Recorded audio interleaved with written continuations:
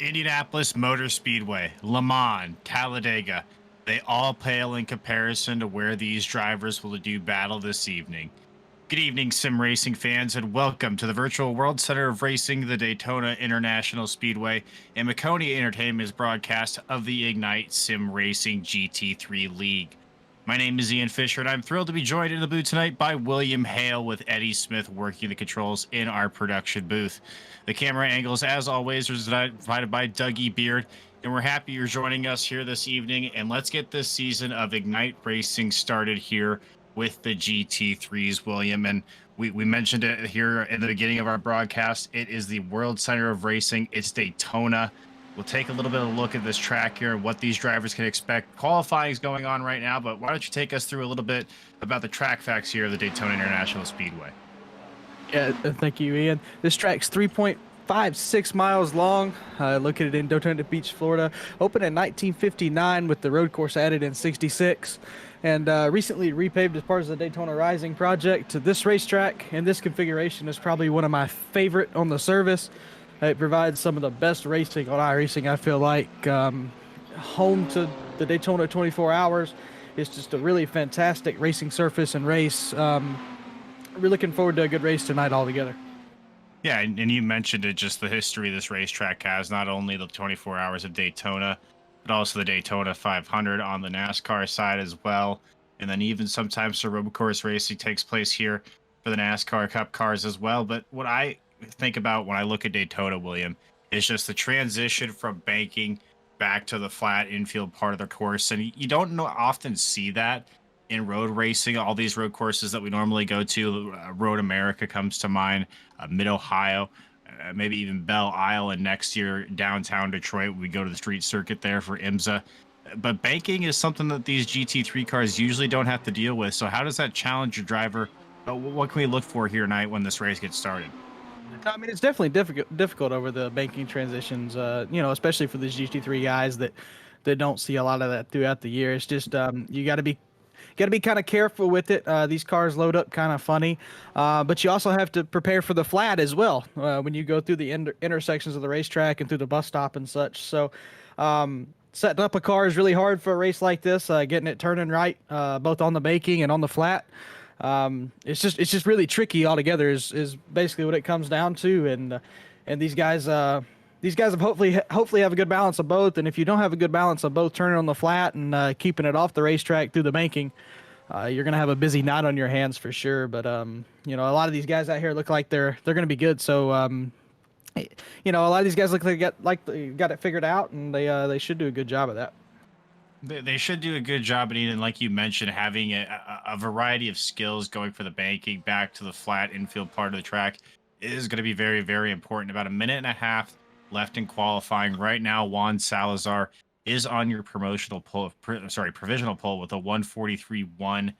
Right now, Tanner Kalin, a 143.4, is trailing him right now. Only two drivers haven't taken a time yet. That's Don York and TJ Edwards, and I don't think they're on the track as we speak right now, William. So we kind of mentioned it a little bit already, but look at this fog that these drivers are going to have to deal with. You and I already kind of mentioned here getting ready for the broadcast. It's kind of difficult to see anything else that's really going on. And you see our weather conditions here. What can these drivers deal with limited visibility? It's just hard. I mean, you're coming around both horseshoes. Your visibility is already next to none coming around, especially through turns 1 and 2, and through the international horseshoe. It's just really hard to see, through those blind corners. Let's count on fog on top of that. You're just not visibility is going to be next to none out here. You're going to have to really be on your toes. Really watch for headlights turn around in front of you. Really watch for brake lights and so forth. So, I mean, that just the fog adds that extra element to a racetrack that's already really difficult to get around correctly. Really difficult to get around. And I kind of mentioned it. You and I saw it as well. You don't really see this very often in league races here, having fog as one of the elements that you give the drivers to deal with. So something interesting as well. You see the time ticking down on qualifying there. And before we get into our grid here, let's take a few seconds here to just look at our race analysis. We'll go through this together, William. Of course, obviously, it's the iRacing GT3 cars. And of course, our racing time is 40 minutes. But talk about what that 40% fuel load goes. They have to make two mandatory pit stops here. and one tire change, at least in this race. So, talk a little bit of what that does for the strategy you have as a driver.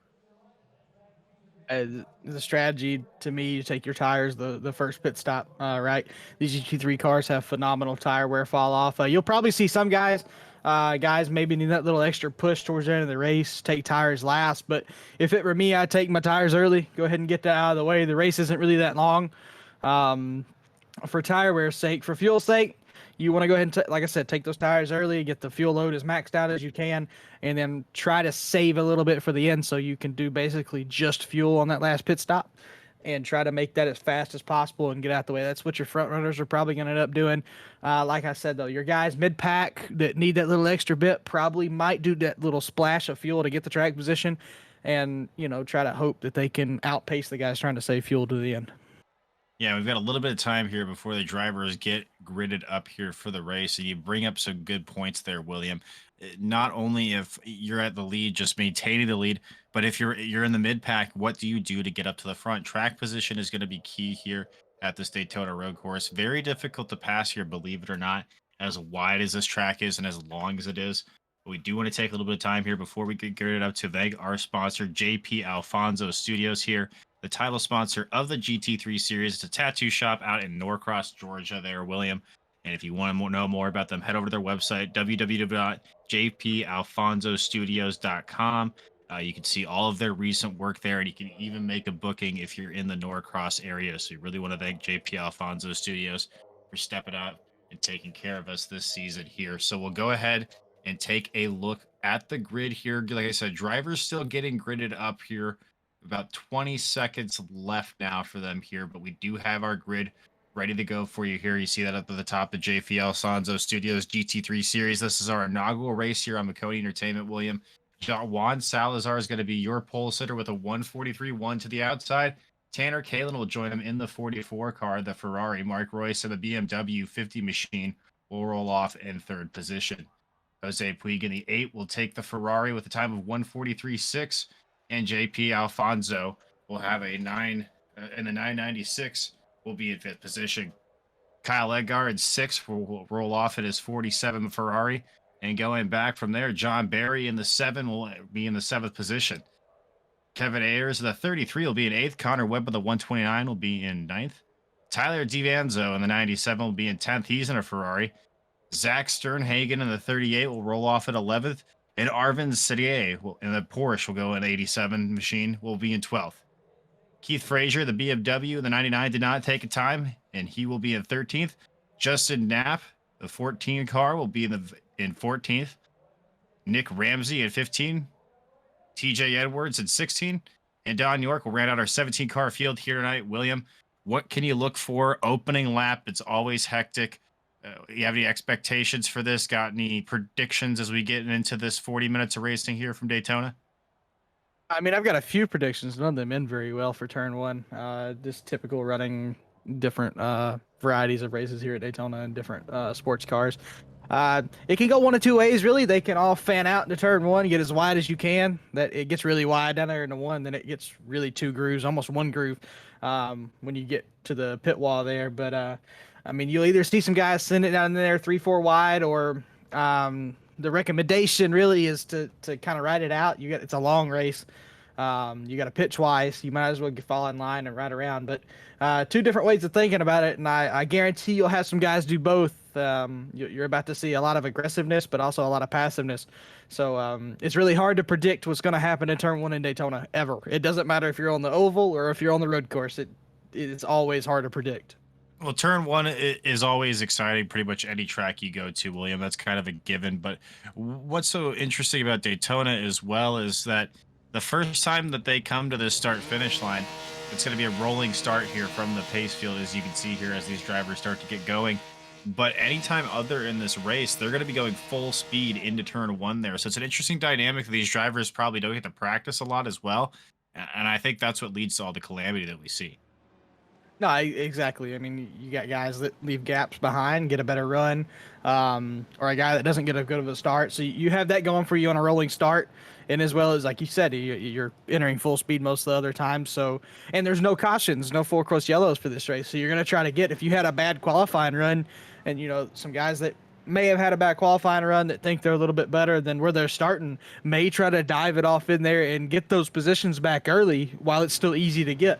Because like you highlighted earlier, it is really hard to pass at Daytona actually when you're in the same class as the car in front of you or behind you. It's just really hard to get a run and a lot of technical corners. And then when you get on the oval, is really your only chance. But when you're in the same class of car, it's really hard to pull on somebody. It definitely is indeed. So as we see here, the field is approaching the green flag here for our first race on the Ignite Racing GT3 series here. You see the pace car taking the left-hand turn onto pit lane. Juan Salazar, Tanner Kalin have the field in tow here, and they get the green flag. We're racing here from the Daytona road course.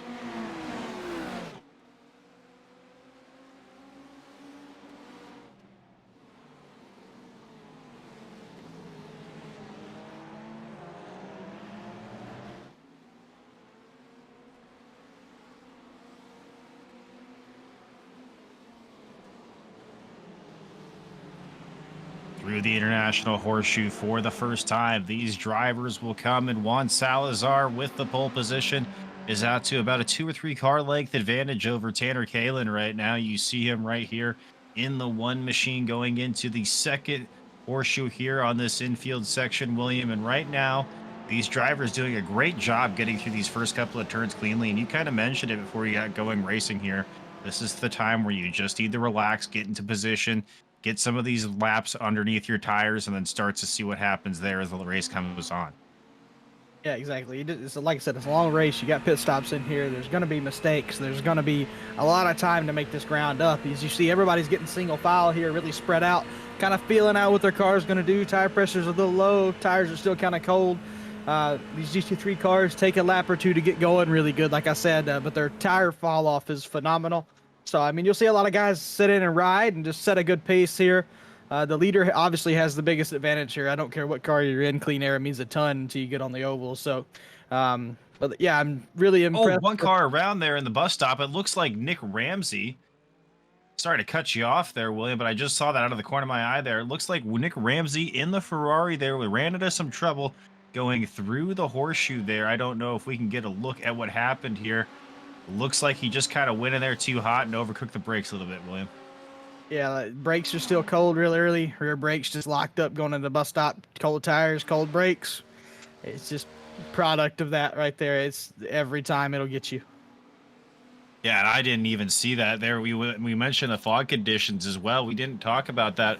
One part of it is if an incident happens in front of you, you don't really know where they go. I didn't actually see that until he bounced off the inside tire barriers in that view we had there. Just so much fog on this race surface so far. Even hard for us broadcasters up here in the Maconi Entertainment booth to see what's going on so far. But one lap under the belt for most of these drivers already in this race here.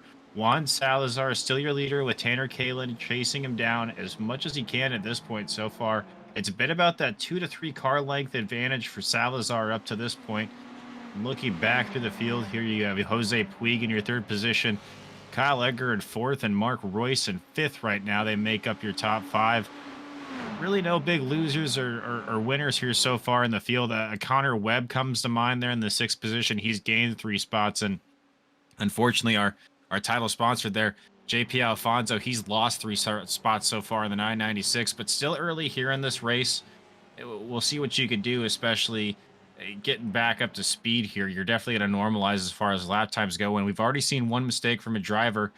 Really, the important thing, William, is just going to be minimizing all those mistakes. Yeah, in a race where you don't really have a lot of yellows, that's definitely the key. A lot of little mistakes will add up to big mistakes. One mistake that didn't happen right there, I want to go back to that wreck with Nick Ramsey where he spun out, hit the tire barrier. Keith Frazier was right behind him in the BMW and checked up really hard in the bus stop, recognized it, didn't try to gain any time in front of him, recognized that it was still early in this race and decided to really save his car right there. Really impressive move from Keith Frazier. No, situational awareness, you know. Ooh, contact there. One car's about to go around, but they'll save it there. Kyle Edgar there got tapped a little bit. I'm sorry, that's Tanner Kalin there. Got into it with one car. Kalin's going to lose about 2 positions there to Puig. I believe that was Kyle Edgar that got into the side of him there, William, and I'm sorry to cut you off there again. Just happened to see the contact there, and you touched on a very, very good point. Backing out right now and maybe not making the aggressive move like we saw Edgar make there could pay dividends for you later in the race. You mentioned Frazier backing out in the bus stop area there when one car went around in front of him. That's a very good point. Some drivers are sometimes aggressive there. They try to take advantage of drivers slowing down to avoid some incidents, get into an incident themselves. It's very good to have that patience, especially early in a race here on a track like Daytona. Yeah, awesome job by Tanner Kalin right there, saving that race car for one. Yeah, Kyle Edgar just got in there too hot, cooked it off in there, and really just fender slammed him. Interested to see how the damage does for both of those cars, really. But Tanner Kalin got out the worst on that deal with the right front fender, so kind of interested to see how that affects his pace throughout the race. Yeah, really tough deal for him though, right there. Yeah, and it was a little bit of side to side contact, and usually that is, I would say, best case scenario goes as far as GT3 racing. You don't really want damage to the corners or especially any damage to the wheels. It's going to knock your handling characteristics out. But we'll see as the race goes on if Kalen's able to regain positions. That'll really tell us something there, William. If the overall pace of that 44 starts to slow down, we can kind of assume he's having handling problems here. You see Kyle Egger, we go on board with him now into the International Horseshoe where that incident happened before. Much more clean through this time as well. And I don't think that was anything malicious by Kyle there last time around, William. I think just getting used to the racetrack, maybe just getting into race rhythm was a little bit we saw there. And we mentioned it. The equipment's still getting up to speed, getting up to heat here. Yeah. I mean, we're about 10 minutes in right now to the race in total, and just trying to feel it out, figuring out what you can and can't do. I mean, flat out, he just made a mistake right there. I mean, he come over the radio and apologized. You can't really get much better than that in the world of owning up to your mistake. But definitely a rough deal. But yeah, just getting up to heat, getting up to speed. No harm, no foul. Both cars are still running. It looks like Tanner's pace isn't too hurt there. So let's just see how it goes throughout the race. And this is a battle right now for about your fifth position. That's Mark Royce and JP Alfonso with Webb there in the 129 making up the rear of this battle. This is a three-way battle for about the fifth position. This is really good right now. You saw that almost too wide going through the bus stop. Usually doesn't work. Great job by both of those drivers. That's Connor Webb there in the 129 being hounded there by Barry in the 7, going too wide for the bus stop. Not something you see working out too great for both drivers there usually there. Well, No, going too wide to the bus stop's never really a good move. It can work. I've seen it work, but and not when you go in there sideways like Connor Webb did.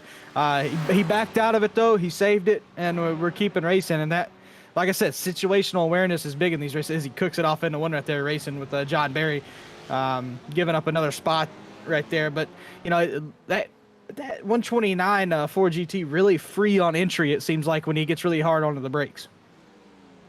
yeah, and that could just be these cars have a fuel load right now that's, close to full, and maybe they have that car set up for a longer run stint. Who knows? But yeah, you mentioned it looking a little bit free getting into the corners so far. I will say this: one driver that hasn't looked free getting into the corners at all has been Juan Salazar. He's still your leader.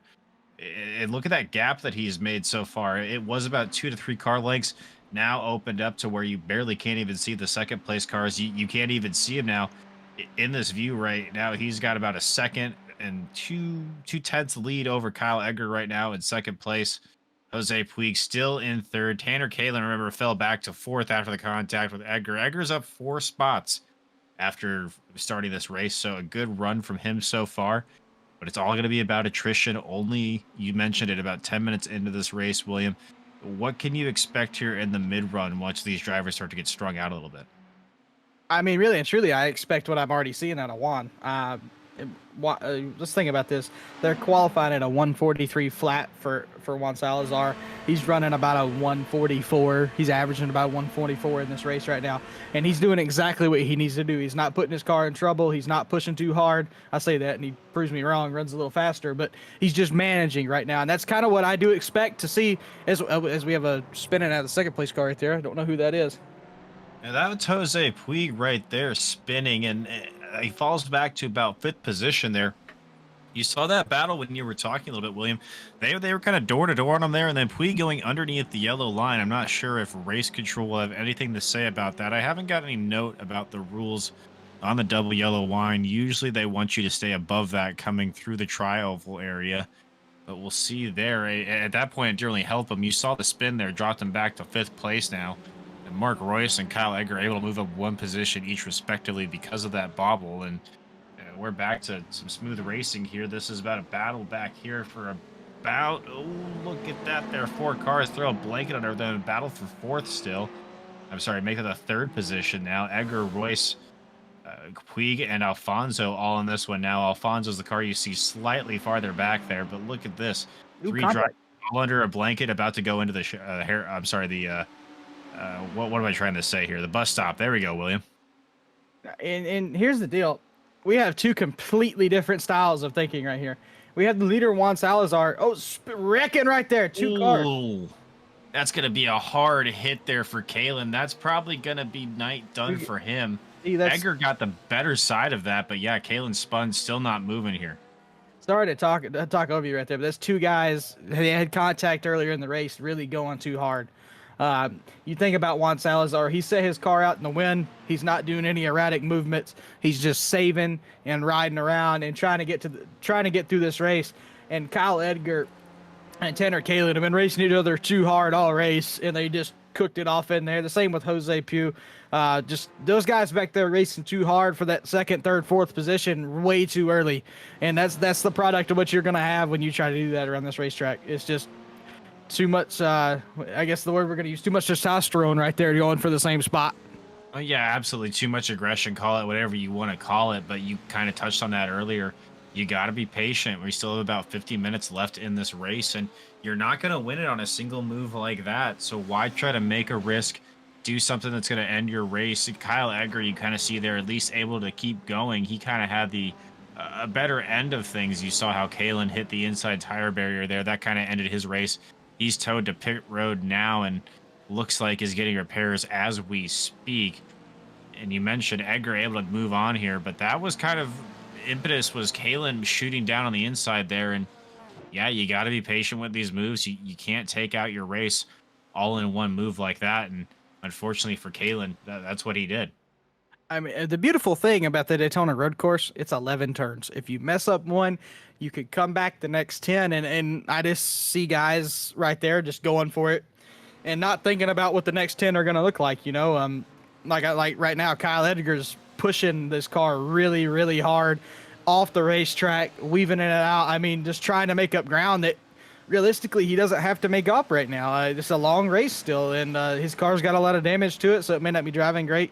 One thing I am seeing though throughout the race, we talked about this earlier when Connor Webb about lost it in the Ford GT3 there. I wonder if these guys are running a lot of rear brake, Ian, because these guys get off into the corner. When they do get on the brake really, really hard, the rear end steps out really hard, and they're trying to save it the rest of the corner. I wonder if the track's a little, as we see Kyle Edgar get spun right there again by Kevin Ayers.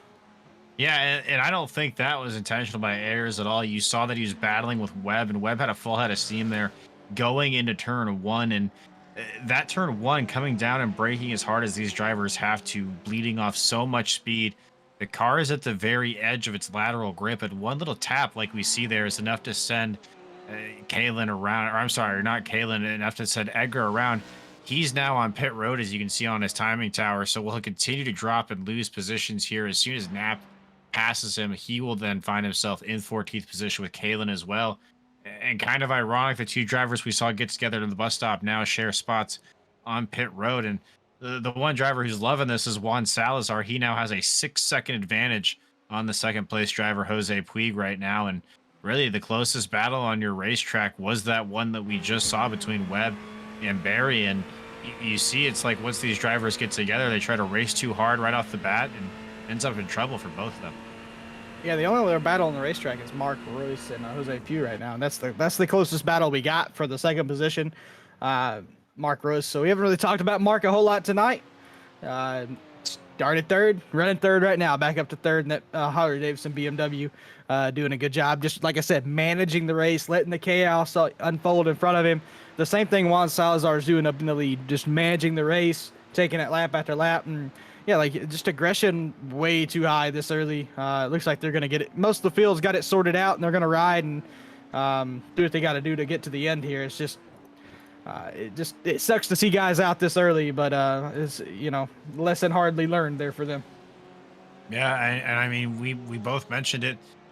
Those were two of the more aggressive drivers on track so far, and those kind of live by the sword, drive by the sword drivers. It sort of happens sometimes. You get yourself out of a race early. We only have 45 minutes here left to go, which doesn't seem like a lot of time, but it's a lot of laps here around Daytona. So they still have some time. Maybe they can get some repair done, but definitely out of contention, say for a win or anything, maybe even a podium at this point, Williams. So we'll take a look here at this battle for about, I believe this is second and third position. Jose Puig and Mark Royce right now. You mentioned it. Royce kind of fell back a few spots, but after everything kind of unfolded in front of him, finds himself back where he started in that third position. So he can't complain too much, and he does have a little bit of a run here on Puig going through the bus stop. You see the cooler heads will prevail here. It just follows him through, and you're going to wait for your appropriate spot and talk about some of those good spots to pass here on this Daytona racetrack, Will. Turn one's a good one if you get the run off of NASCAR 4. Obviously, you got a lot of speed going in there. It's a high braking zone. Believe it or not, if you can get to a guy's door going into the bus stop, if he gives it to you, it's a good passing zone.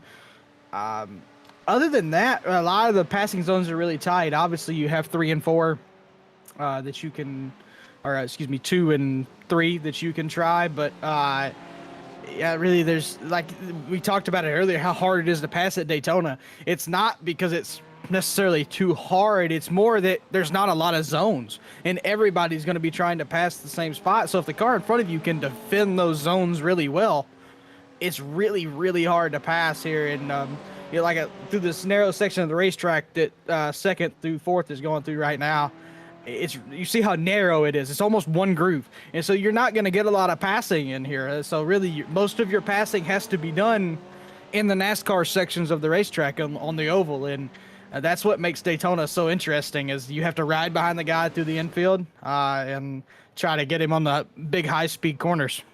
Oh, speaking of riding around this group here, this is your second, third, and fourth position. Jose Puig, Mark Royce, and JP Alfonso, respectively. They've been kind of riding around here for a few minutes, just kind of taking advantage of the draft. And I think that's a good idea right now, Will. They're not going to get any close to Juan Salazar at this point unless they work together or they kind of go off strategy with the pit stops, which remember, we still have at least one mandatory, from what I was told, possibly 2 mandatory pit stops in this race here. So that is still coming. Keep that in mind for those of you tuning in at home, watching Maconi Entertainment this evening. And JP Alfonso getting a little bit of a run here to the outside. I don't think much is going to come to it, but he is here. He's been working his way up the past couple of laps and now works himself into this conversation for second place. That beautiful JP Alfonso machine is really brought himself back from the dead almost. Earlier in this race, he was involved in a little confrontation, lost a lot of ground. As you see, respectful drivers in their turn one right there, not dooring each other, not running each other at the racetrack. That beautiful race for second right here that we have, second, third, and fourth. But I mean, really and truly, he fell way back, and in his like we're talking NASCAR straightaway back, and has made his way back up to the second, third place position, and is now up here racing with these guys. He's at a 43.70 right now. Juan Salazar is a 44.0 up there managing the race. So JP Alfonso's got some speed under that Porsche. It's just if he can use it all is going to be the question. Yeah, and stringing together those fast laps is also going to be important as well. He has the fast lap. You mentioned it that past time around. And he does have one of the fastest laps to the race in general. You mentioned it, the 43.5.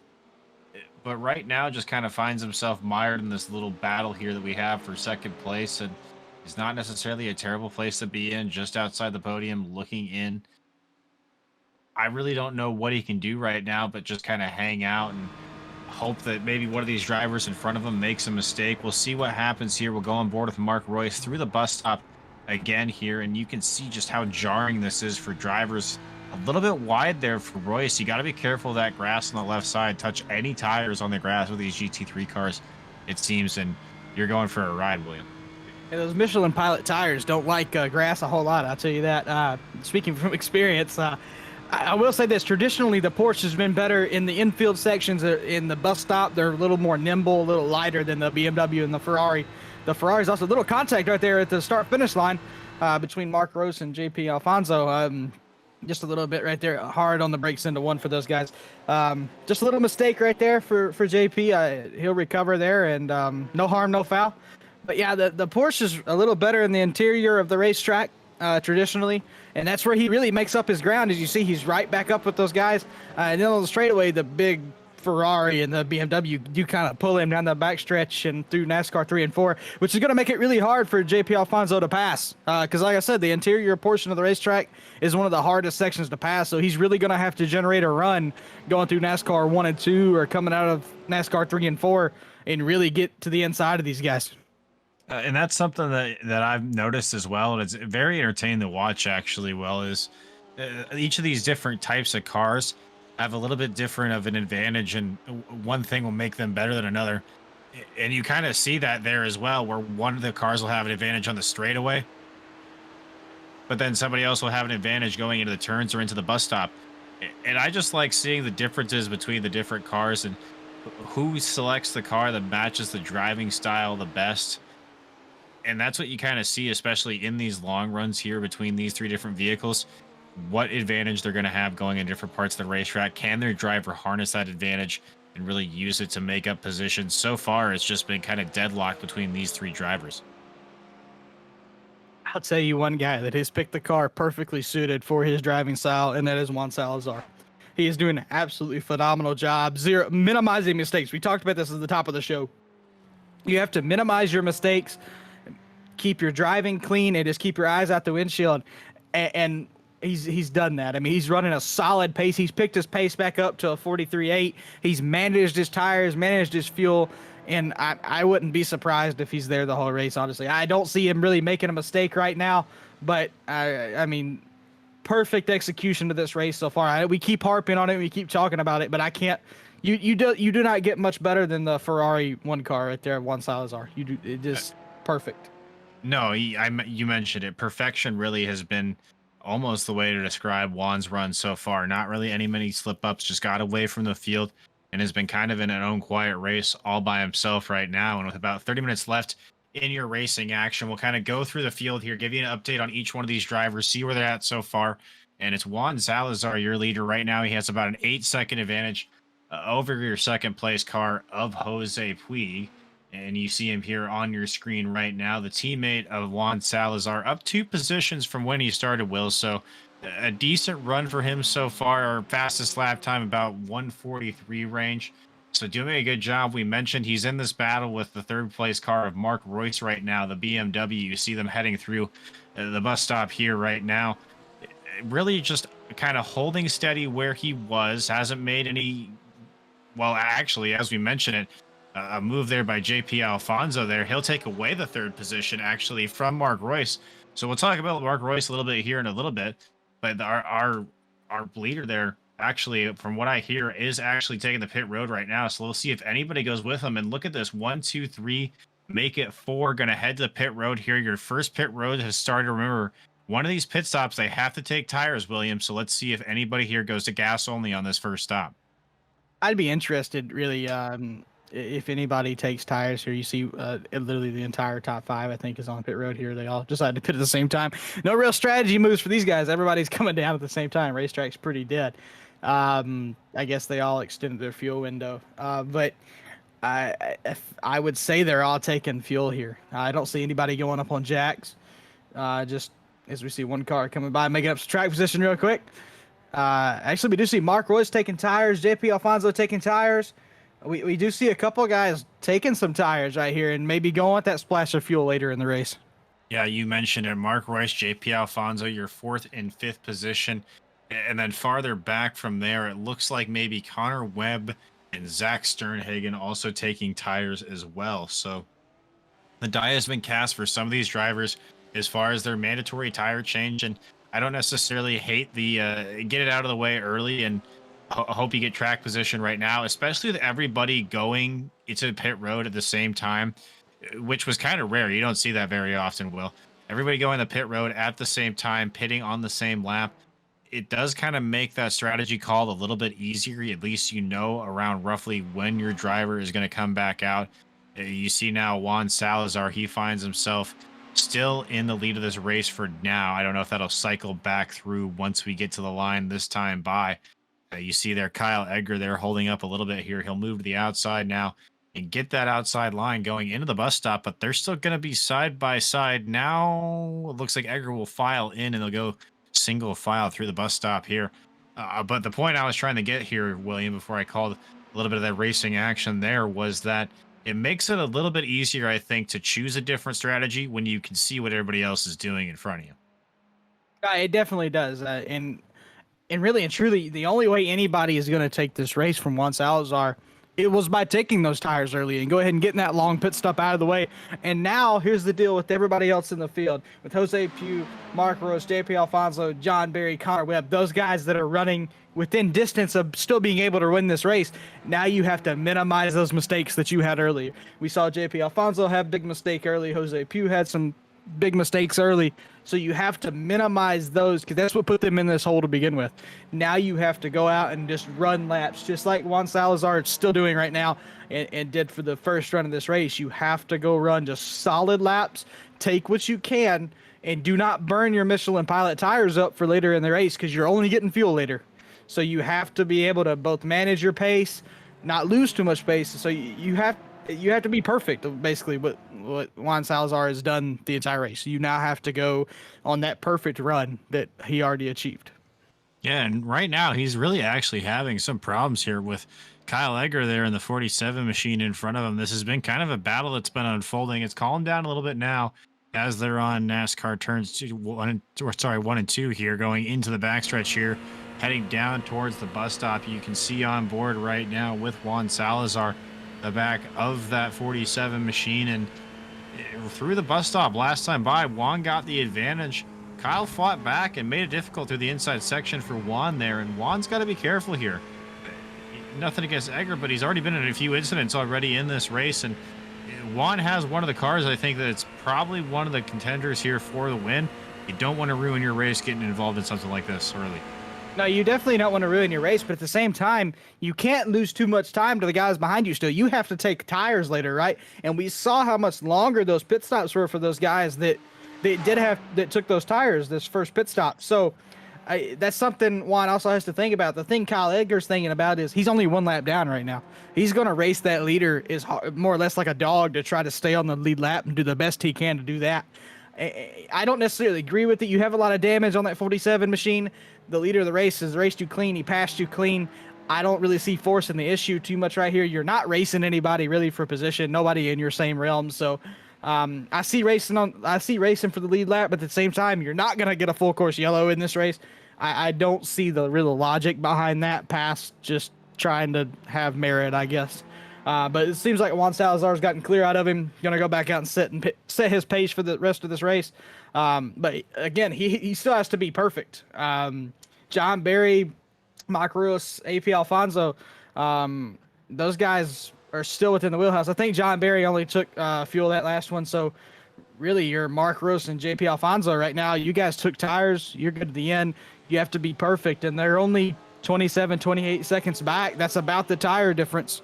Minus the gap before. So, like I said, Juan wasted a lot of time with Kyle. Now he has to set sail and set a good pace for him. And you think about it, the last lap, Juan Salazar ran a 1:45.3, which is 2 seconds off what he was running earlier. So, has to have a clean run here.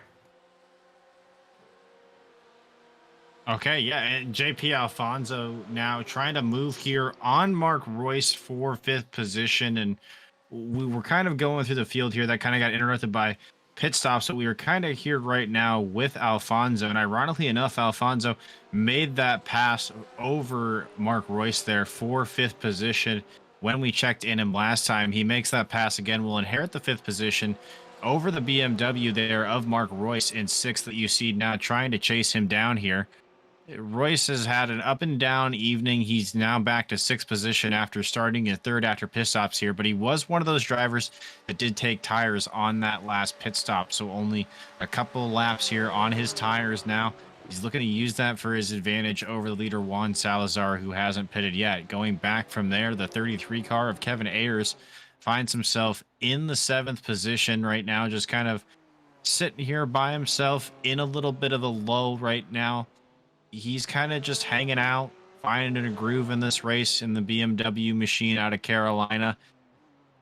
You see he started eighth place. He's currently in seventh, so one position gain, but right now just kind of racing by himself. A little bit of a traffic up there. Connor Webb in the 129 is our eighth place driver. We go back and take a look at him now, and you see here he's still on the lead lap, so good for him right now. He's in a good spot. I don't believe he's one of the drivers that took tires last time through the field, though. So he still has to make that tire stop. One more stop here to make that mandatory tire stop if you didn't do it the first time. And then we go back to Tyler Devon. So he's the last driver here that we have currently on the lead lap. Started in the 10th position, finds himself in ninth place now, the Ferrari driver with the navy paint scheme there. Out of Canada, a decent little run for him. No incidents at least, and that's really all you can ask for at this point. Everybody that we go to now is going to be at least one lap down. We mentioned Kyle Edgar and the incidents that he's been in here so far. It's been a rough race for him in the Ferrari this evening. Loses 4 positions, Will, and now finds himself all the way back in 10th position. And then rounding out all the cars that we have on the field right now is Justin Knapp in the Ferrari. You see him there under fire there from one of his teammates, and he has gained 3 positions from the start of this race. He's the benefactor of a little bit of attrition here, as it seems at this point Zach Sternhagen, Keith Frazier, Nick Ramsey, and then Tanner Kalin have dropped out of this race for the time being. Sternwagen may possibly still be on pit road getting repairs right now, but that's your race as it runs this evening. Again, Juan Salazar still has himself a 10-second advantage on Jose Puig in second position so far. Just a dominant performance, Will. Absolutely domination. And like I was talking about, the Michelin pilot fall off is next to none. You think about it, JP Alfonso and Mark Ross, we know those cars were good earlier in the race. We know they have new Michelin pilots on those race cars. JP Alfonso, a 44.2 last lap to Juan Salazar's 143.8. You're talking 0.4 of a second difference, and Juan Salazar has some of the oldest tires on the racetrack. It's just total domination up front. Wonderful pace. I mean, I don't know what else you can say other than perfect. From the drop of the green flag, has led every lap, set it sail, and has ran a really solid race tonight. No, a really solid race indeed. And you mentioned it. He's conserving the old tires right now, and that's going to be difficult to do until he gets to. I'm sorry. Go ahead. I'm gonna spin through the bus stop back here. Arvin, little help for me there, Ian. Running in the fourth position, the 87 Porsche right there just went through the bus stop and just cooked it through the bus stop. He's one of those guys that took only fuel. Just got into the start of the bus stop really hot there. Kind of skipped over the bumps and lost it on exit. Yeah, it looks like he just lost it on exit there. And you kind of mentioned it. This is a long time to run on one set of pilot tires here, Michelin pilot tires that these drivers find themselves on. And look, see here, the spin's only going to put him back a few positions. Still has 5 positions gained on the day. So not really a race ender there for Arvin Sendingi, I believe is how you pronounce that. I'm taking a stab in the dark on that one as well, Will. So he's not going to be done yet, and really not too terrible of a race so far for that 87 machine. But really, it's been all Juan Salazar at the top of the field here from the virtual Daytona. We're going to take a quick break, and when we come back, we have the final 30 minutes of our race here, make it final 26 minutes of our race here from the virtual World Center of Racing here on Maconi Entertainment. When you want to be the best, you can't settle for the rest.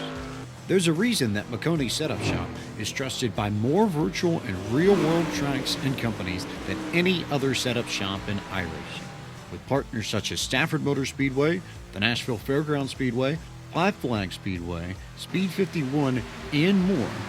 When you want something done right, you go to the experts at Maconi Setup Shop. With setups available for most series on both asphalt and dirt, built by a team of professional builders consisting of some of the top talents on the service, Maconi Setup Shop LLC has what you need to hit the track with confidence. Head over to MaconiSetupShop.com and learn why Maconi Setup Shop is the official setup shop of Richmond Raceway Esports and is partnered with some of the largest names in virtual and real racing. And remember, at Maconi Setup Shop, there are setups, but your victories.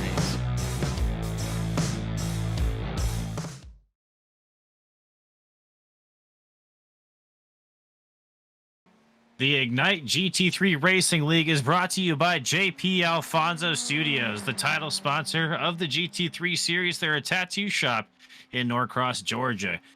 Go and visit them on the web at www.jpalfonsostudios.com for all their recent work and to book your appointment. And we're back here with about 25 minutes left on our race clock. Will, nothing's really changed here with your top five: Juan Salazar, Jose Puig, John Barry, JP Alfonso, and Mark Royce.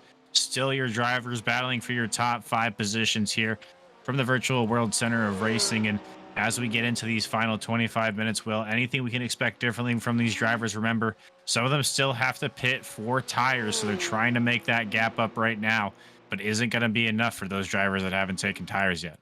I think I noticed while we were away there, just watching Mark Royce and JP Alfonso, they've really turned up the wick here. They're trying to make up that ground. They know for a fact that they took their tires, and they know the guy in front of them and the 2 guys in front of them really have to take tires later. JP Alfonso is trying like everything to get back up to these guys in front of him. So they're a little far out as they're in one, but he's trying really hard. Just he knows that he has to take just fuel here, and he knows the guys in front of him have to take tires. They've really turned up the wick. I don't know if they have the pace really to go up there and do it right now. They're not really running a pace that I think they would be able to do it, but they are turning up the wick and getting closer and racing really hard up here in front of them as they catch the 14 machine of Justin Knapp, another teammate to the cars running first and second up here. But yeah, no, I just see them turning up the wick really and starting to get going. I think Justin Knapp put it in the grass there as they passed him. But watching this JP Alfonso machine, I'm telling you, it makes me want to go to Norcross, Georgia and get a tattoo tonight. This thing is absolutely gorgeous. Yeah, I'm trying to figure a tattoo-related racing pun. I guess you could... lines? Yeah, there we go. I guess he's inking some nice lines into the racetrack right now. You see the Porsche, the view that you have of his machine right now as he goes into the NASCAR banking here, and really a solid performance for him so far. Finds himself about 33 seconds back from the leader right now in 4th position, but that's nothing to sneeze at there, Will. He's done a good job staying out of trouble, and that's been the main thing so far. We kind of touched on the difference between Juan Salazar, who hasn't taken his tires yet, and a driver like Mark Royce, who has taken his tires. I'm not entirely sure the delta of the tire change that we need to be hitting here, but right now, Mark Royce is 33 seconds behind Juan Salazar, and then a second behind JP Alfonso, who we just spoke about. You can see the gap right now on your screen there as they go through the banking, coming back towards the start-finish line here. And I think that could be enough to go and get a tire change, but and right now, I will say this. Juan Salazar, the last time around, ran a 1:43.9, and his best lap time was a 1:43.8. So even though he's already taken the tires, or he hasn't taken the tires, excuse me, he still needs to take the tires. He hasn't seen a fall off in lap times. Well, the thing about it, like I said, from the really lap 1, he went into full save mode. Like I talked about at the top of the show, what you would have to do to be able to go win this race. He's done exactly what he needed to do. This is pure endurance race. Whoever's on the top of that pit box has figured it out really good for them. I don't know what the exact time is either, but I can tell you for a fact that JP Alfonso and Mark Royce are not hitting that time. There is no way they're going to be able to gain the amount of time they need to, even with Juan Salazar changing tires. So really the best they can hope for is to catch back up with Jose Puig, which they were running with before. and to stay within touch of them and go for a second place finish. I just don't see, unless Juan Salazar has a major mistake, I don't see anybody taking this race from him tonight. He's run a perfect race, but not to hang your head with JP Alfonso and Mark Willis. They tried something. They're trying to make up as much ground as they can. They went with what I feel like is the right strategy. It's just Juan Salazar is just really strong tonight. They can still go for that second and third position. Jose Pugh and John Barry are up for the taking in the second and third position, so they still have a good night to look forward to. And another thing that I was also thinking about during the break, while we were watching that beautiful Maconi setup shot commercial, was the BMW. If you look down the straightaway here, how much it catches that Porsche off into one. Even without a draft earlier when they were racing, he could pull right beside it, and that Mark Rose BMW could pull right beside him and just pull him even without draft until the Porsche got really wound up. That's something else that we were talking about earlier, Ian, was that BMW just is so good down the straightaways, and that Porsche just takes every bit of it back in the interior. Yeah, and you look down the timing tower right now as well, and everybody from second position on until about sixth is running nearly identical lap times. So it's really going to come down to those differences, like you mentioned, between the car manufacturers and how it links with the driving styles of the individual drivers itself. With anybody running identical lap times, it's going to come down to being able to catch them and maybe draft in one of the NASCAR portions of the track, or get inside of just that one time on the bus stop and make the pass there. You're not going to really do it just on attrition lap after lap after lap. And unfortunately for the rest of our field, that's what Juan Salazar is doing. He continues to gap the rest of the field by about a second each and every lap. And then you go on farther back, second through sixth, running identical lap times. Seventh place, about a second off. And then from there, the lap times really start to fall off. Justin Knapp, your first car, 1 lap down. And Kyle Edgar, still hanging out there 2 laps down. You got to imagine dealing with some damage there on the 47 machine. But really, yeah, you mentioned it. These drivers behind Salazar tried to do something different. And with about 18 minutes left to go here in our race, it's going to take a catastrophic failure from Juan Salazar for any of our drivers to be able to catch up to him, frankly. The only thing that I would add to that really is the pace from second on back compared to the first run, even with tires, has been mired way down, and they're all in clean air and they're all riding around. I'm almost curious to say if maybe the engineer is on the top of those boxes and the strategist up there, whether it be the driver in the car or if they actually have some help up in the box tonight. I almost wonder if they are saving a little bit to make that last pit stop for fuel only shorter. I almost wonder if they are, because they've slowed way down even compared to earlier. Like I said, as Jose Pugh kind of gets a little free going in at NASCAR 1. That's a really flat area. Like we talked about, the flat to banking transition, it comes up on the banking, and it's just really, that's an apron in real life, so it takes a while for that to get run in. So yeah, but yeah, I do wonder if these guys are saving a little bit to shorten that last pit stop up as much as you can and try to gain, versus Juan Salazar. He knows he has to take tires, so he's going as hard as he can here to stretch it out. Well, and a little bit of a glitch on your lap times right now. I don't think Juan Salazar ran a 1:12.4 the last time around. If he did, God help us, basically, because I believe that has been the fastest we've ever seen anything here. There we go. That looks a little bit normal, and that's what I thought I saw. That's what I was about to bring up, Will. 1:44.1. So the lap times have kind of started to normalize here for Juan Salazar. He was running a 1:43, high 1:43s. A 1:44.1 isn't too much of a fall off, especially for him. But going back through the field now, drivers starting to lose about a second a lap here. Jose Puig, you mentioned, ran a 1:46.3 last time. I don't mean to interrupt you, Ian, but JP Alfonso, actually, we missed it talking about the leader and so forth. JP Alfonso has come down and already took his fuel stop here to try to jump ahead of the Mark Royce machine later in the race here.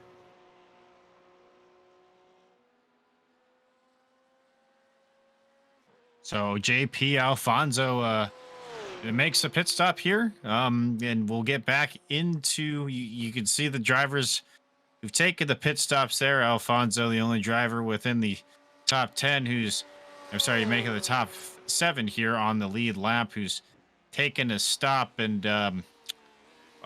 William, what are we going to see the rest of as far as strategies now that that domino has fallen? Well, that domino's falling. JP Alfonso, he knew Mark Royston himself were about the same pace, and he knew Jose Pugh and him were about to come out at around the same spot. He has to do something to kind of piggyback himself up there and set himself apart. I'm not sure I completely agree with coming early. You know, you're not taking tires. You're not going to see some major pace boost. The only thing I can really say is you just didn't want to pit with those guys around you. Unless he can find some really good pace here, he's going to come out around the same spot. So it's all going to be half a dozen, one or the other. But if I'm Mark Royce right now, Jose Pugh, you know, I'm not going to see a significant gain in pace. Really just going to stay around the same spot, stay to my exact strategy. And like I said, it's half a dozen, one or the other. It's going to equal out to the same spot. So again, sorry for interrupting you. Just we kind of missed that. Gotcha. Yeah, back at 7th position there. So yeah, that's Alfonso there. None of your leaders have pit yet. Juan Salazar, Jose Puig. None of the top 5 have pit there. Just Alfonso so far. And we weren't expecting the second round of stops here to come as early as that, but there we go there. I mean, we probably would have seen it there once the rest of the drivers have gone through on the stint lengths. And right now, the big advantage for that is going to be the 87 machine of Arvin Sadangi. He's going to gain 7 positions here. And as I say that, look at that. He goes on pit road right now as well. So we're starting to see the second cycle of stops here to go. And that's going to be coming here with about 14 minutes left in our race. So here we go. The jacks have come up on the 87 car. So a tire stop here, making that one mandatory tire stop. Now we got to start to wonder, when is Salazar going to come in from the lead position here? Puig now only 17 seconds behind him. And let's look back from there. Royce, let's see here. Royce here about 37 seconds now. So that's the delta we're looking for. And Juan Salazar is pitting right now, William. So here we go. This is the money stop. This is what we've been looking for this entire race. This might decide it right here. Yeah, like I said earlier, unless there's a major complication on cold tires for Juan Salazar, I just don't see it. And the jack's not going up for tires quite yet, fueling first, obviously, but I don't see him making a major mistake. He did really early in the race, although I could be wrong, as the jack goes up for the Juan Salazar machine, those beautiful hydraulic jacks that the GT3 cars have. Yeah, Jose Pugo and Juan Salazar, same strategy, same team, probably the same setups on those cars, both doing the same things. So I don't really see, you know, JP Alfonso and Mark Royce really overtaking these guys, as Mark Royce just now hit his pit box as Juan Salazar's coming off. And JP Alfonso is just now in a NASCAR 4, or excuse me, NASCAR 2. So that's how far the gap is. Yeah, and you mentioned it right now, Mark Royce. You see it right on your screen here, just coming off of pit road right now, and Salazar is almost to the International Horseshoe here. He'll enter it right now as we speak. You see the rest of the cars coming off of pit road, and we continue to look at this leader here. And go ahead, Will. JP Alfonso just overtook Mark Royce and Jose Piego. So JP Alfonso is your P2. The pitting early gamble did pay off. And it's paid off for him. I mean, there's no other way I can say it. And he's right behind Juan Salazar. So beautiful executed strategy from JP Alfonso. I say right behind, it's, you know, a couple seconds, but he's going to end up closer than he was time-wise, and about 2 seconds in front of Jose Pugo, and about a second and a half in front of Mark Royce. So wonderful executed strategy from JP Alfonso right there. Yeah, he's able to make the pass on Jose Puig there for, it looks like, 4th position, and Mark Royce there for 3rd. So he finds himself in the 2nd spot after pitting early there a little bit. And you kind of mentioned it. You brought it up earlier before anybody else came down pit road. JP Alfonso did, and he's able now to take over that 2nd spot. Really, it's going to be a battle between Royce and Puig from there as we look back towards that driver that he just overtook here. And you mentioned it. That's a really great move by Alfonso. If he's able to hang on to it here in the final 11 minutes of this race, that's a really great strategy that he's had.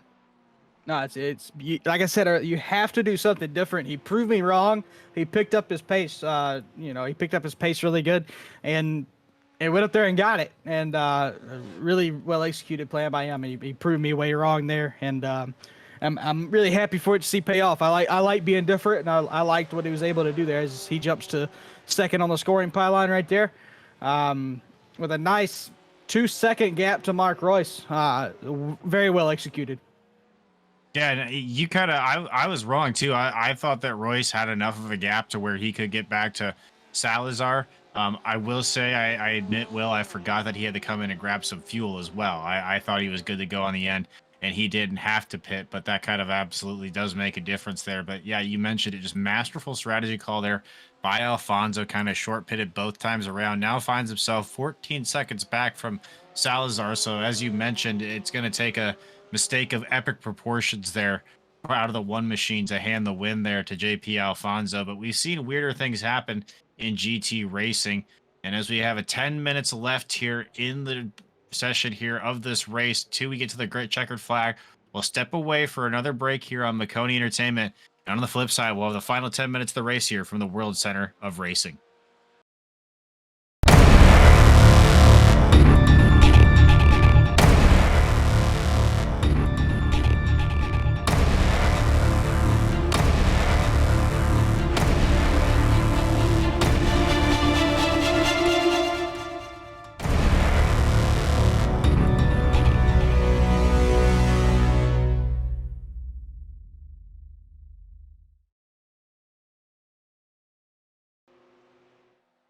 And we're back here from the World Center of Racing. And I want to take a second to remind you that your racing action tonight is brought to you all season long by JP Alfonso Studios, the tattoo shop out there in Norcross, Georgia. Visit www.jpalfonsostudios.com for all their recent work and to book your appointment today. We also want to give a shout out to our series partners, Tam Livery and Hot Rod Setups, here this evening for what they're doing. My name's Ian Fisher, and alongside me in the booth is William Hale here on Maconi Entertainment. Eddie Smith running the boards here. Final 10 minutes of racing, and we come back here, Will, to a battle for sixth position here. Or I'm sorry, making a battle for fifth position. So this is John Barry and Kevin Ayers, and two drivers we haven't really talked about a lot so far, but this is the most exciting battle on your racetrack right now, the battle for fifth. Kevin Ayers is run a really solid race tonight. It's John Barry, really steady, really solid. And that Ferrari and BMW, just really good, solid runs, right? Maybe not have the best car out here tonight, but they're making the best out of the runs and minimizing mistakes. And one of them is going to be in the top 5, pending a major mistake of the guys in the top 4. So beautiful race with these guys back here. Looks like a lot of respect going on. And the BMW is going to catch the Ferrari down here into the bus stop. Man, I've been talking about it all race. These BMWs have a wonderful straight line speed program. Ferrari's a really good all-around car throughout the bus stop. But look how much that BMW has pulled on that Ferrari into the bus stop. It's just beautiful straight line speed from the Beamers. Yeah, I like that little fake to the inside there on the bus stop. Sometimes, you know, that works in road racing. Well, you can fake a driver out and make him think you're going for a move, and all of a sudden you see him back out of the corner, and you go, "Oh, okay, thank you very much." And I think a little bit of what Kevin Ayers there was trying to do, trying to chase down John Barry here. Not going to work that time around. I think John Barry is a little bit smarter than that, but something to be said about these drivers finishing mid-pack, still maybe 5th, 6th, 7th. Drivers like these two, you know, Connor Webb come to mind. These are still valuable points positions, and you're not going to go out there and win every single race. You got to go out and get the most you possibly can. As you see another fake to the inside there by Ayers. They're trying to get John Barry to move up or maybe see the position there without having to do much work. But there's something to be said here for a 5th place, a 6th place run, a solid run with no incidents like these two drivers have had so far.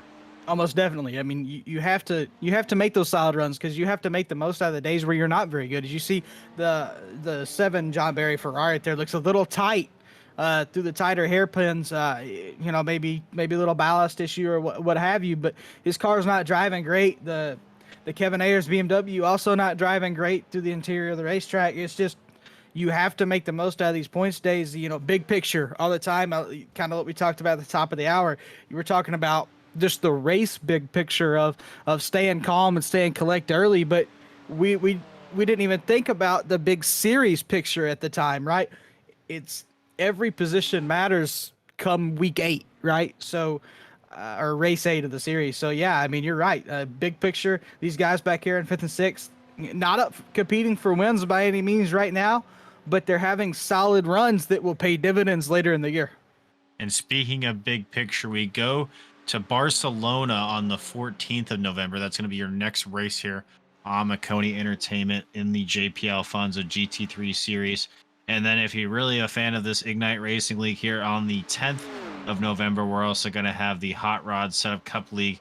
They're going to get started from the LA Coliseum. That should be exciting. Almost exciting as this battle we have here going into turn 1. And look at that move to the outside there. He's able to make it stick there. That was Kevin Ayers able to make the move. And we've been watching this battle develop here for a few laps now. Ayers going to go back on the inside here, trying to fend off Barry. I'm sorry, to go to the outside to try to fend off Barry here. But that was a fantastic move by Ayers on the outside there. Took the long way around turn 1, Will, and got the pass done. Absolutely beautifully executed. Really clean, really tight racing right there. Technical racing. John Barry tried to go back into the inside into turn 2 and just couldn't make it work. Like I said, through the tighter hairpins, that Ferrari's just not doing what he needs it to do through the tighter hairpins. But absolutely clean, beautiful race between those two drivers. John Barry trying to get a little bit too much out of it coming in NASCAR 1, but that beautiful move by Kevin Ayers. Clean race with John Barry. John Barry cooked it off into 2, apologized immediately. No contact. Clean racing with these guys. Like I said, big picture, they're racing each other really clean. Absolutely, and we've mentioned it. Only a few incidents so far at the top of our racing session here. From then, it's been really clean, really technical racing. Side by side at times. Big moment there, able to save it is Kevin Ayers, but you saw there just getting on the gas, coming out of the bus stop, really smoked the tires there a little bit sideways. You'll see he'll get it going here heading into NASCAR turn 3. But that's definitely going to hurt him here as we come to about 4 minutes left in our race. Juan Salazar still up at the front. No problems for him. JP Alfonso on your screen right now after that daring move. I wouldn't say daring move. I'll say more calculated move with the pit road strategy. Now finds himself in 2nd place. And Mark Royce, one of the drivers to pit early for those tires, finds himself in 3rd. Looking back from there is Jose Puig, the driver trying to get himself into the podium position, and finds himself only 2 seconds back from Mark Royce. So Puig still has a shot here, Will. No, absolutely still has a shot. I mean, anything can happen in 4 minutes at Daytona. Or, excuse me, less than a minute. We're about to be coming to the final lap here. Dang. Anything can happen even in the final lap. These guys are going for it right here, trying to get all they can. Back to Kevin Ayers right there, just cooked it in the bus stop, hit the curbing. I hate that for him. He was having a really good race, racing for that 5th position.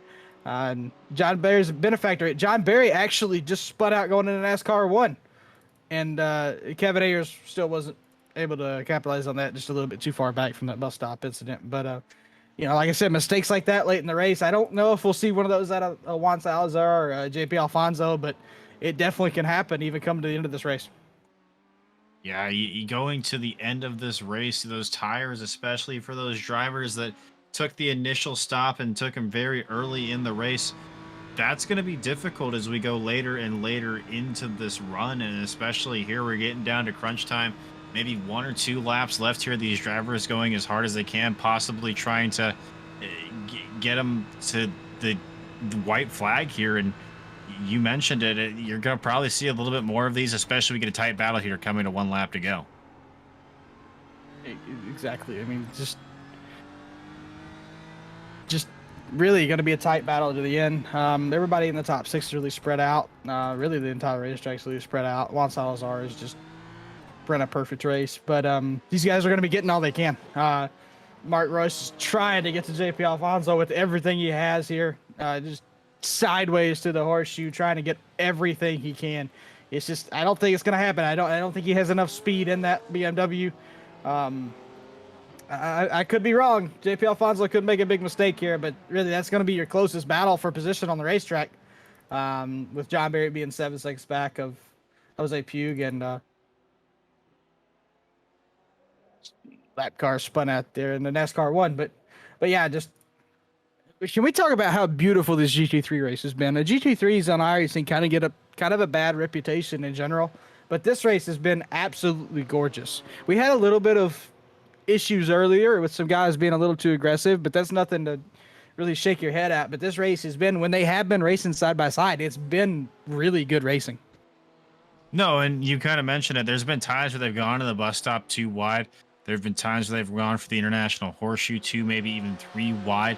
And it has been an issue for some of these drivers. And it's something you don't see very often. Maybe if you race like me in the bottom splits of official races, or you know what they say, if you can't race, you broadcast. And so that's probably why I do this 3 or 4 times a week here. But we coming to the white flag, you see Barney the flag man waving it there for Mark Royce, your third place car, but it's been your leader Juan Salazar since the drop of the green flag has really been just dominant. He has the fastest lap so far in the latter half of this race, and that just goes to show those fresh tires that he took late. It didn't matter if he didn't take them early. He was able to get out to a big enough lead with just the fuel stop early, and he's able to hang on to it really since then. And it's just been smooth driving, smooth sailing, just consistently around this 2 3/4 mile track. And that's been the difference between him and the rest of the field so far. And so what I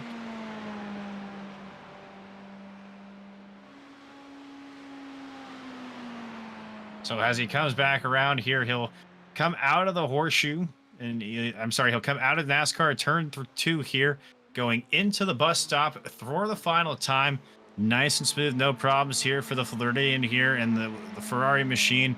And since the drop of the green flag, that's been the case for Juan Salazar as well. He's going to come through NASCAR 3 and 4 one more time. And he's going to see the checkered flag in Barney the flag man's hand. It's been a dominating drive for him, and he'll be the winner here for the first round of the Ignite JP Alfonso GT3 series. He wins here from Daytona. Absolutely beautiful drive for Juan Salazar. JP Alfonso coming at NASCAR 4 here, coming to the checker flag. Going to take that P2 position with Mark Royce in tow. Couldn't get there. Tried everything he could. Just couldn't get to JP Alfonso. No, and there's such a great move by Alfonso with the pit road strategy. You mentioned it so many times, Will, that really that got him the second position. Mark Royce with the tire call. You see him coming across in third. That Jose Puig is going to be your 4th place finisher here. And as the rest of the drivers come across and finish this race from Daytona, that's going to kick off your season here in the JP Alfonso GT3 series. Again, next time we see these guys, they'll be at Barcelona, a whole different animal for these drivers. But again, we want to congratulate Juan Salazar on just a masterful drive here from the start of the green flag. We're going to get him in the booth here as soon as we possibly can. But let me ask you, Will, you saw it, you mentioned how beautiful this GT3 racing was. What are your final thoughts here from Daytona, and what can we expect to see next week going in Barcelona? Barcelona, it's a completely different animal than Daytona. You're talking wow. You're going from Daytona to Barcelona. You're talking whole different worlds, literally on the other side of the world. I expected these guys about the same quality of racing. From that standpoint of the quality, these guys, a lot of cool heads in here tonight. Even when things got rough, there were apologies given out instantly. There was clean racing. There wasn't anybody just running each other over for the most part. So, a beautiful GT3 race. I cannot stress this enough. If you guys, just based off of tonight, right? If you guys are out there watching this race tonight and are looking for a beautiful GT3 league to run, the Ignite Racing Series this is some of the best GT3 racing I've seen on the service. And going to Barcelona next week, I don't say it'll be any different. I don't really think it'll be any different at all. I think the cream will rise to the top. I think we'll see drivers like Juan Salazar, JP Alfonso. I think they'll probably move up towards the top of the racetrack again, and maybe it'll be different for some of these drivers. Maybe like a Connor Webb, Arvin Sadangi comes to mind as well. They probably are going to be drivers that need to, do something here as we go into Barcelona, and that's what they're looking to do. And we do have some drivers getting ready for interviews here, so we'll take just a few seconds to let them get ready. And on the backside of that, we'll just get ready here for some interviews from your top 5 drivers here on the Ignite Sim GT3 JP Alfonso series on Maconi Entertainment.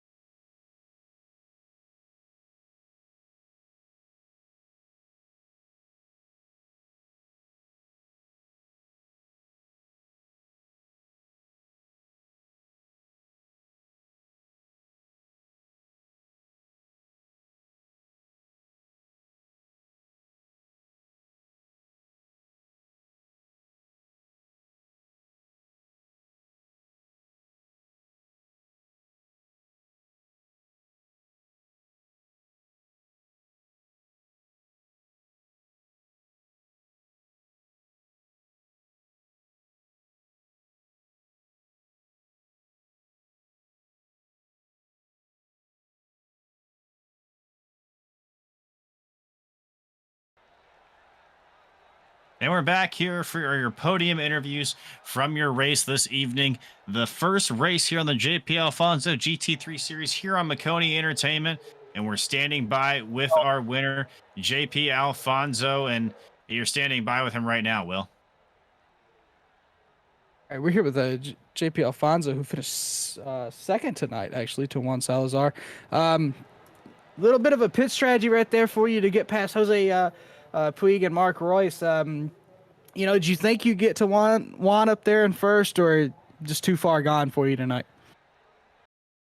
Well, honestly, I knew that once Juan Salazar took off, it would be almost impossible to catch up with him. We have raced in the past multiple times, and he's always like that, very consistent. He barely ever make any mistakes.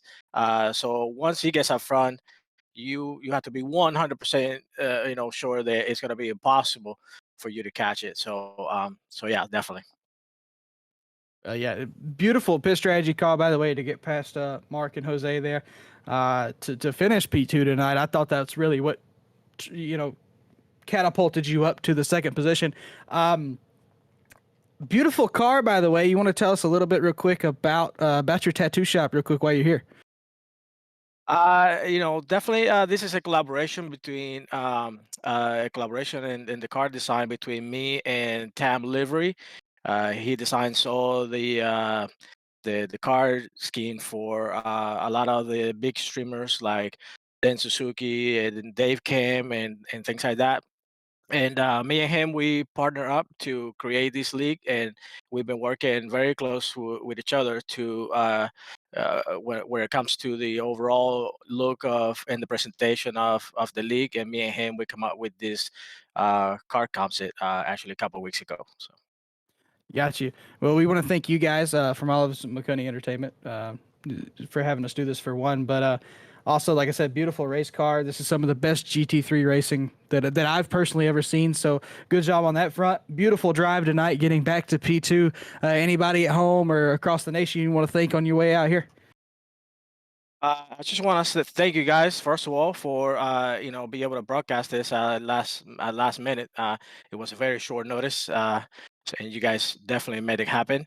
I want to thank Don York. He really put a lot of work into this league, organized the league. Even he took the time to do all the setups for some of the guys here. I'm actually using one of his setups today, and it was incredible.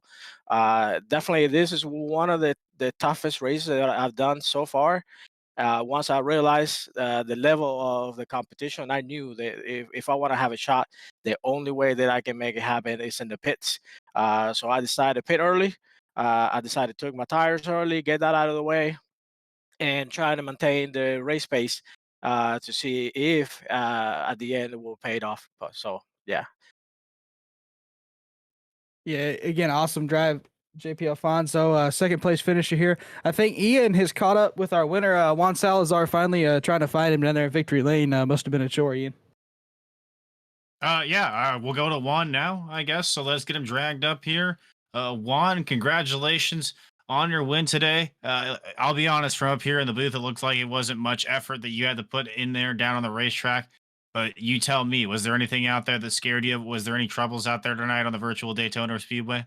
Oh yeah, it was a fun race. The first couple of laps I had Tanner right on my tail, and I got lucky, man. The first few laps, those guys were fighting behind me, allowed me to build a little bit of a lead, and that was all she wrote after that.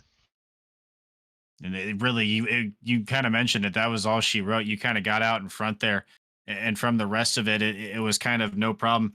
I noticed once you made your first stop for fuel, you came back out. There wasn't much of a drop off in lap time for you.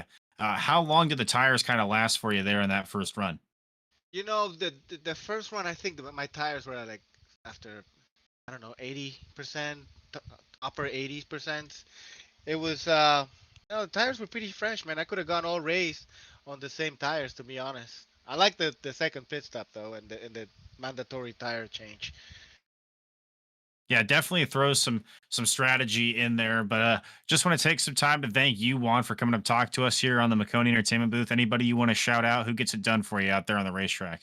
Well, first I want to thank you guys, Marconi Entertainment, for being a part of this. JP Alfonso, really stoked that he put this together. JP's a hell of a guy, and I'm looking forward to having a cool season, man. Well, we appreciate it again for coming here up here and talking to us. Juan, go celebrate the rest of your win with your team, and then we have one more interview this evening.